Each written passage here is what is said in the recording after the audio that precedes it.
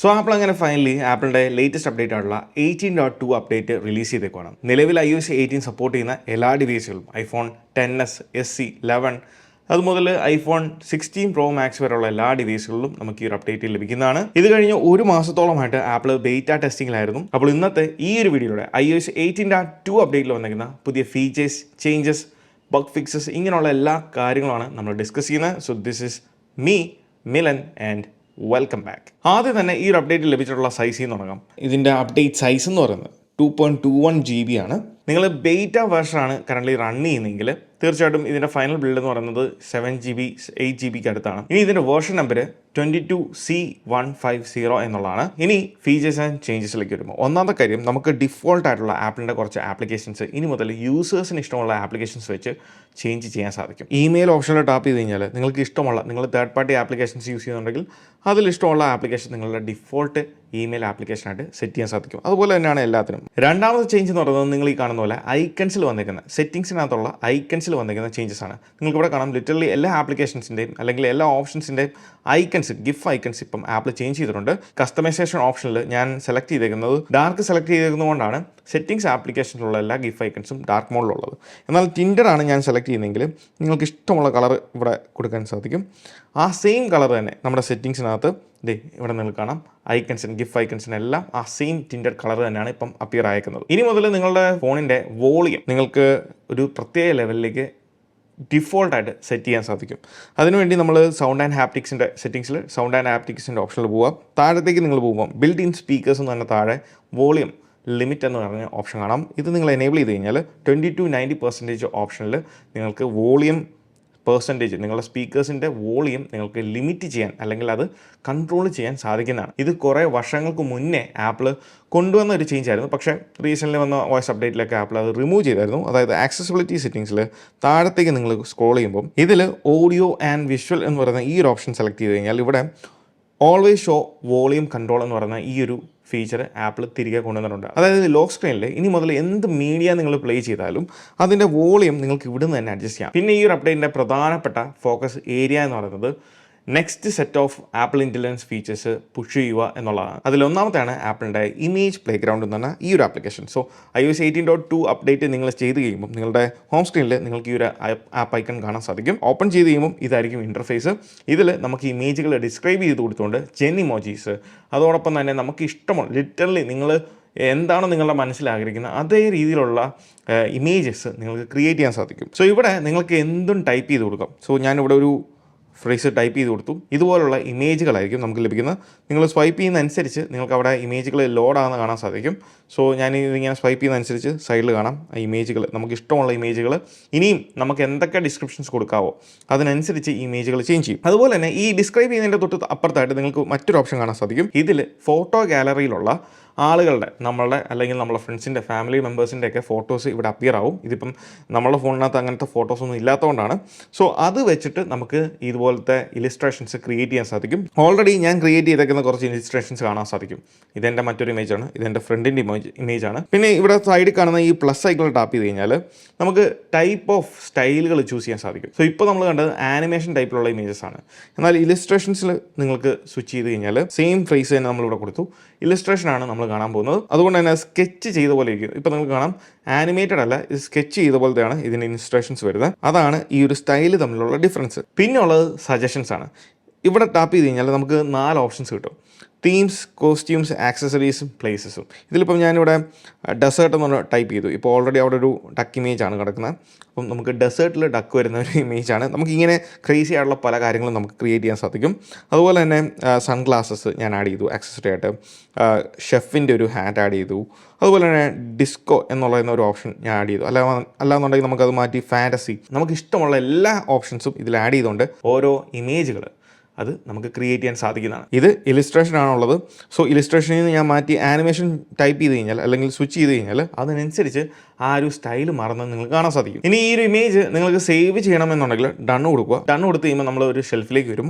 ഇവിടെ നമുക്ക് ഇഷ്ടമുള്ള ഇമേജസ് ഡയറക്റ്റ് ഫോട്ടോ ലൈബ്രറിയിലേക്ക് ഇവിടുന്ന് തന്നെ സേവ് ഇമേജ് എന്നൊരു ഓപ്ഷൻ ഉണ്ട്. അതിൽ ടാപ്പ് കഴിഞ്ഞാൽ നമ്മുടെ ഫോട്ടോ ലൈബ്രറിയിലേക്ക് അത് സേവ് ആകുന്നതായിരിക്കും. ഇമേജ് പ്ലേ ഗ്രൗണ്ട് കഴിഞ്ഞാൽ പിന്നീട് ആപ്പിൾ കൊണ്ടുവന്ന മറ്റൊരു ആപ്പിൾ ഇൻ്റലിജൻസ് ഫീച്ചറാണ് ജെൻ ഇമോജീസ്. അത് മെസ്സേജസ് ആപ്പിനകത്താണ്. സോ ഇത് നമ്മുടെ മെസ്സേജസ് ആപ്പാണ്. മെസ്സേജസ് ആപ്പ് ഓപ്പൺ ചെയ്ത് കഴിഞ്ഞാൽ താഴെ ഈ ഒരു ഇമോജി കീബോർഡ് ഉണ്ട്. അതിൽ ടാപ്പ് ചെയ്ത് കഴിയുമ്പം ഇതിൻ്റെ ഏറ്റവും ടോപ്പ് റൈറ്റ് കോർണറിൽ നിങ്ങൾക്കൊരു ഇമോജിയുടെ ഐക്കൺ കാണാൻ സാധിക്കും.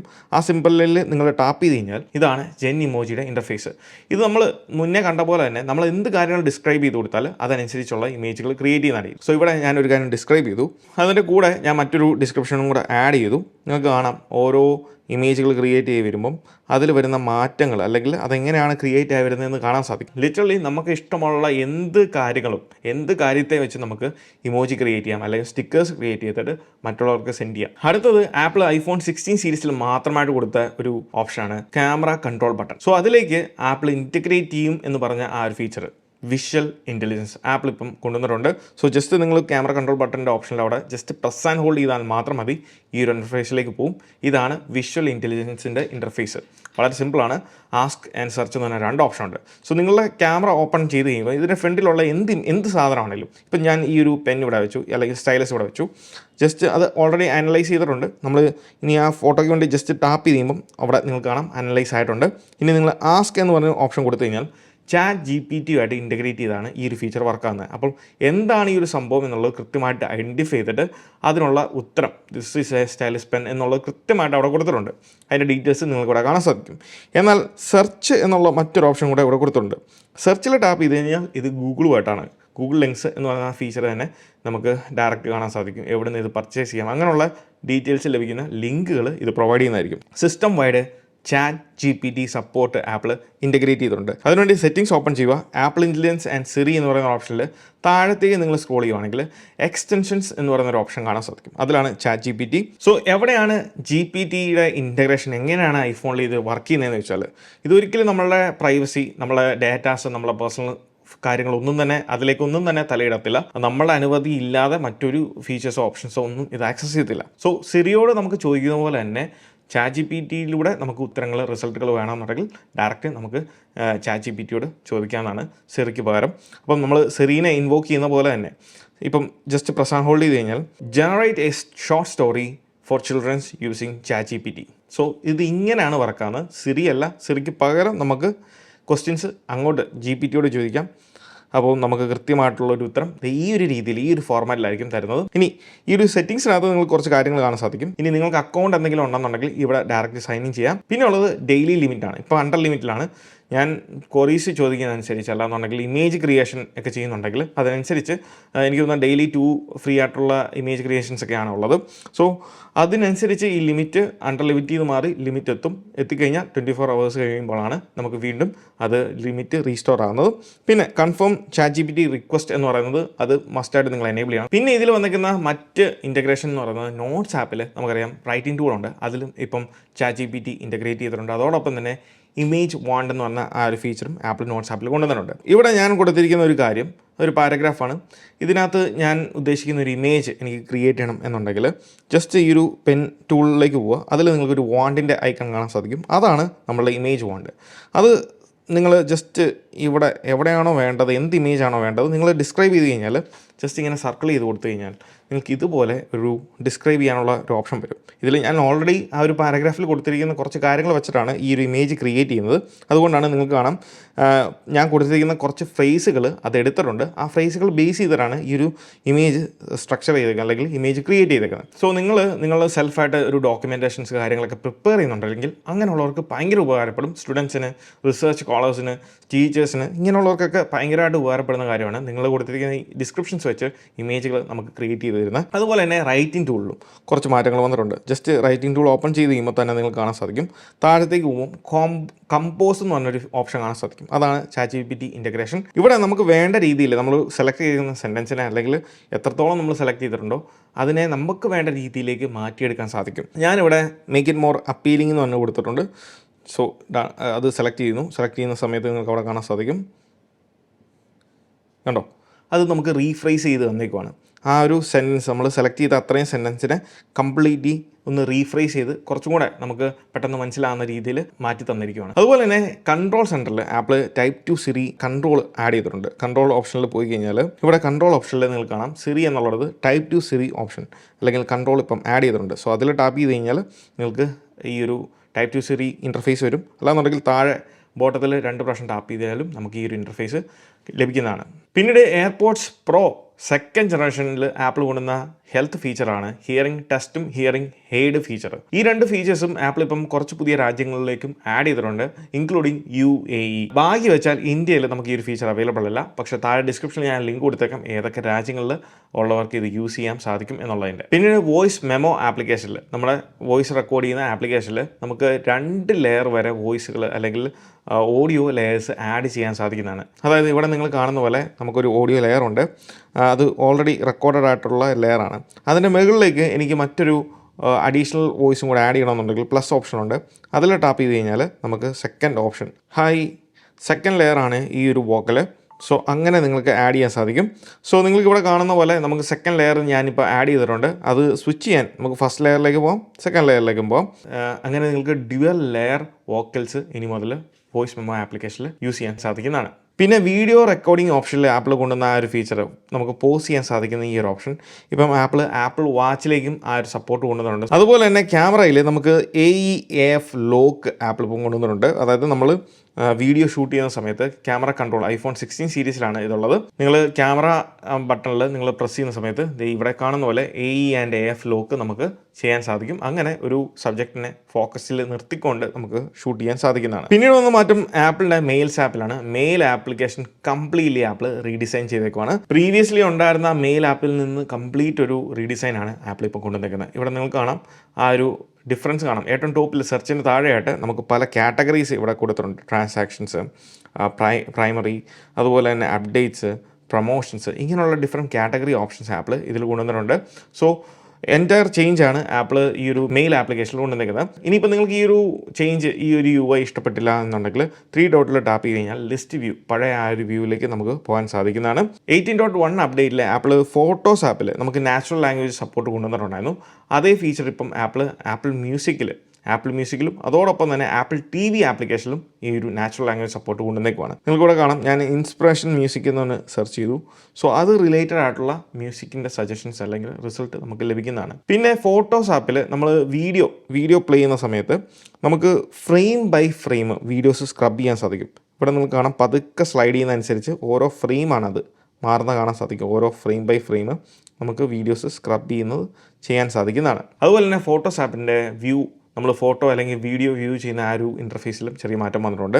നേരത്തെ ഏത് ഫോട്ടോ ആയാലും വീഡിയോ ആയാലും നമ്മൾ ഓപ്പൺ ചെയ്യുന്ന സമയത്ത് നമുക്കത് ചെറിയൊരു രീതിയിലായി കാണാൻ സാധിക്കത്തുള്ളായിരുന്നു. ജസ്റ്റ് അതിൽ വീണ്ടും ടാപ്പ് ചെയ്യുമ്പോഴായിരുന്നു നമുക്ക് ഫുൾ സ്ക്രീനിൽ വരുന്നത്. ഇപ്പം ആ ഒരു ഫോട്ടോ ആയിക്കോട്ടെ വീഡിയോ ആയിക്കോട്ടെ ഓപ്പണായി വരുന്നത് ഫുൾ സ്ക്രീനിലാണ്. അതോടൊപ്പം തന്നെ അതിൻ്റെ അടുത്തുള്ള ഫോട്ടോസിൻ്റെ ഒക്കെ പ്രിവ്യൂസ് നമുക്കിവിടെ ഓവർലാപ്പ് ചെയ്ത പോലെയാണ് കാണാൻ സാധിക്കുന്നത്. അതുപോലെ വീഡിയോയുടെ കാര്യത്തിലേക്ക് വരുമ്പോൾ നമുക്ക് ഓട്ടോ ലൂപ്പ് ഓപ്ഷൻ ആപ്പിൾ കൊണ്ടുവന്നിട്ടുണ്ട്. അതായത് വീഡിയോ പ്ലേ ചെയ്ത് അത് തീരുന്ന ടൈമിൽ അത് വീണ്ടും അതിൻ്റെ ബിഗിനിങ്ങിൽ നിന്ന് അതിൻ്റെ സ്റ്റാർട്ടിങ്ങിൽ നിന്ന് വീണ്ടും ഓട്ടോ പ്ലേ ആകുന്നതായിരിക്കും. സോ ആ ഒരു ഫീച്ചർ നമുക്ക് സെറ്റിംഗ്സിൽ നിന്ന് മാറ്റാനോ അല്ലെങ്കിൽ എനേബിൾ ചെയ്യാനോ ഡിസേബിൾ ചെയ്യാനോ സാധിക്കും. സെറ്റിംഗ്സിൽ നിങ്ങൾ പോവാം. ഫോട്ടോ സെറ്റിംഗ്സിൽ താഴത്തേക്ക് സ്ക്രോൾ ചെയ്യുമ്പം ഇവിടെ ലൂപ്പ് വീഡിയോസ് എന്നൊരു ഓപ്ഷൻ കൊടുത്തിട്ടുണ്ട്. പിന്നീട് സഫാരിയിൽ നമ്മൾ പുതിയ ടാബ് ഓപ്പൺ ചെയ്യുന്ന ഈ ഒരു ഓപ്ഷനിൽ നമുക്ക് പുതിയ കുറച്ച് വാൾപേപ്പേഴ്സ് ആപ്പിൾ കൊണ്ടുവന്നിട്ടുണ്ട്. അതാണ് നിങ്ങൾ ഈ കാണുന്ന വാൾപേപ്പേഴ്സ് എല്ലാം ബ്രാൻഡ് ന്യൂ വാൾപേപ്പേഴ്സാണ്. അതുപോലെ സഫാരിയുടെ സെറ്റിംഗ്സിൽ പുതിയ 2-3 ഓപ്ഷൻസ് ആപ്പിൾ കൊണ്ട് ആഡ് ചെയ്തിട്ടുണ്ട്. ഒന്നാമത്തെ കാര്യം, നമുക്ക് താഴത്തേക്ക് സ്ക്രോൾ ചെയ്യുമ്പം ഹിസ്റ്ററി ആൻഡ് വെബ്സൈറ്റ് ഡാറ്റ എന്നുള്ളത് ഇനി മുതൽ ഇമ്പോർട്ട് ചെയ്യാനും എക്സ്പോർട്ട് ചെയ്യാനും സാധിക്കും. പുതിയ ഡാറ്റാസ് ഇമ്പോർട്ട് ചെയ്യാനും എക്സ്പോർട്ട് ചെയ്യാൻ സാധിക്കും. നേരത്തെ clear history and website data മാത്രമേ ഉള്ളായിരുന്നു. അതുപോലെ സഫാരി ഉപയോഗിച്ച് നമുക്കറിയാം നമുക്ക് ഫോട്ടോ വീഡിയോ കാര്യങ്ങളൊക്കെ ഡൗൺലോഡ് ചെയ്യാൻ സാധിക്കും. ഇനി മുതൽ അങ്ങനെ ഒരു ഡൗൺലോഡിങ് നടക്കുന്ന ടൈമിൽ നമ്മളുടെ ഡൈനാമിക് ഐലൻഡിൽ അതിൻ്റെ പ്രോഗ്രഷൻ നമുക്ക് കാണാൻ സാധിക്കുന്നതാണ് സഫാരിയിൽ ഡൗൺലോഡ് ചെയ്യുന്നത്. പിന്നീട് ഫൈൻ മൈ എന്ന് പറയുന്ന ആപ്ലിക്കേഷനിൽ വലിയ ചേഞ്ചസുകൾ ആപ്പിൾ കൊണ്ടുവന്നിട്ടുണ്ട്. അതായത് നിങ്ങൾ ആപ്പിളിൻ്റെ എയർ ടാഗ് യൂസ് ചെയ്യുന്നവരാണെന്നുണ്ടെങ്കിൽ നിങ്ങൾക്ക് നിങ്ങളുടെ ബാഗേജ് അല്ലെങ്കിൽ നിങ്ങൾ ക്യാരി ചെയ്യുന്ന എന്ത് വസ്തുവിൻ്റെ കൂട്ടത്തിൽ നിങ്ങൾ ഈ ഒരു എയർ ടാഗ് യൂസ് ചെയ്യുന്നുണ്ടെങ്കിൽ ഇനി മുതൽ ഈ ഒരു എയർ ടാഗ് നഷ്ടപ്പെട്ടാൽ, എയർ ടാഗ് ലോസ്റ്റ് മോഡിലേക്ക് പോയി കഴിഞ്ഞാൽ കോൺടാക്റ്റ് ഇൻഫർമേഷൻ ഷെയർ ചെയ്യാം. അതോടൊപ്പം തന്നെ അതിൻ്റെ ലൊക്കേഷൻ മറ്റൊരു വ്യക്തിയായിട്ട് ഷെയർ ചെയ്യാൻ സാധിക്കും. എന്നാൽ പുതിയ എയർ ഡ്രോപ്പിൻ്റെ ഐക്കണിൽ നിങ്ങൾക്കിവിടെ കാണാം. പുതിയ എയർ ഡ്രോപ്പിൻ്റെ ഐക്കണിൽ എന്നാൽ പുതിയ എയർ ഡ്രോപ്പിൻ്റെ ഐക്കണിൽ നിങ്ങൾക്ക് കാണാൻ സാധിക്കും നടുക്കൊരു വലിയ ഡോട്ടും 3 റിങ്ങും മാത്രമേ ഉള്ളൂ. സോ അങ്ങനെ ഒരു ചെറിയ മൈനർ ചേഞ്ച്. അതുപോലെ തന്നെ ഷെയർ ഷീറ്റിൽ നമുക്ക് 2-3 മാറ്റങ്ങൾ വന്നിട്ടുണ്ട്. അതായത് നമ്മൾ സെറ്റിങ്സിൽ കണ്ട പോലെ ഐക്കൺസ്, ഗിഫ് ഐക്കൺസിൻ്റെ ഇമേജുകളെല്ലാം ഡാർക്ക് മോഡ് ആണെങ്കിൽ ഡാർക്ക് മോഡിലേക്ക് പോയിട്ടുണ്ട്, ലൈറ്റ് ആണെങ്കിൽ അത്, ടിൻ്റ് ആണെങ്കിൽ അത്.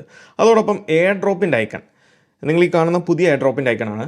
നടുക്ക് വലിയൊരു ഡോട്ടും അതോടൊപ്പം 3 റിങ്ങുമാണുള്ളത്. എന്നാൽ ഈ കാണുന്നതാണ് പഴയ എയർ ഡ്രോപ്പിൻ്റെ ഐക്കൺ. ഓക്കെ, അത് നടുക്കൊരു ചെറിയ സ്മോൾ ആയിട്ടുള്ളൊരു ഡോട്ടും അതിനുശേഷം 4 റിങ്ങുമാണുള്ളത്. അപ്പോൾ ഇതൊക്കെയാണ് 18.2 അപ്ഡേറ്റിൽ വന്നിരിക്കുന്ന വളരെ പ്രധാനപ്പെട്ട കുറച്ച് ഫീച്ചേഴ്സ് ആൻഡ് ചേഞ്ചസ്. ഇനി ബഗ് ഫിക്സുകളുടെ കാര്യത്തിലേക്ക് വരുമ്പോൾ, ഒന്നാമത്തെ കാര്യം, നമ്മൾ ക്യാമറ ഉപയോഗിച്ച് ക്യാപ്ചർ ചെയ്യുന്ന ഫോട്ടോ ആയിക്കോട്ടെ, വീഡിയോ ആയിക്കോട്ടെ, ഇതൊന്നും പെട്ടെന്ന് നമ്മളുടെ ഫോട്ടോസ് ആപ്പ് ഓപ്പൺ ചെയ്യുന്ന സമയത്ത് ആ ഒരു റീസെൻ്റ്ലി ക്യാപ്ചർ എന്ന് പറഞ്ഞ ആൽബത്തിലേക്ക് അപ്പിയർ ആകുന്നില്ല എന്നുള്ളൊരു ഇഷ്യൂ ഉണ്ടായിരുന്നു. അത് ആപ്പിൾ ഇപ്പം പാച്ച് ചെയ്തിട്ടുണ്ട്. രണ്ടാമത്, എനിക്ക് തോന്നുന്നു കുറച്ച് അപ്ഡേറ്റുകൾക്ക് മുന്നേ മുതലേ iPhone 16 സീരീസ് 15ലും ഒക്കെ പല യൂസേഴ്സും കംപ്ലയിൻറ്റ് ചെയ്യുന്നൊരു കാര്യമാണ് നൈറ്റ് മോഡിൽ അല്ലാന്നുണ്ടെങ്കിൽ അവരെടുക്കുന്ന ഫോട്ടോസ് അത് പ്രോസസ്സ് ചെയ്യുന്ന സമയത്ത് അവരുദ്ദേശിക്കുന്ന ആ ഒരു ക്വാളിറ്റി ഔട്ട്പുട്ട് ലഭിക്കുന്നില്ല എന്നുള്ള കാര്യം. അത് ഞാൻ അന്നും മെൻഷൻ ചെയ്തൊരു കാര്യമാണ്. നമുക്ക് ബഗ് ഉണ്ടെങ്കിൽ, സോഫ്റ്റ്വെയറിന് എന്തെങ്കിലും ബഗ്ഗോ കാര്യങ്ങളൊക്കെ ഉണ്ടെങ്കിൽ ചിലപ്പം ഈ പറഞ്ഞ ഡിഗ്രഡേഷൻ സംഭവിക്കുന്നുണ്ട് എന്നുള്ളത്.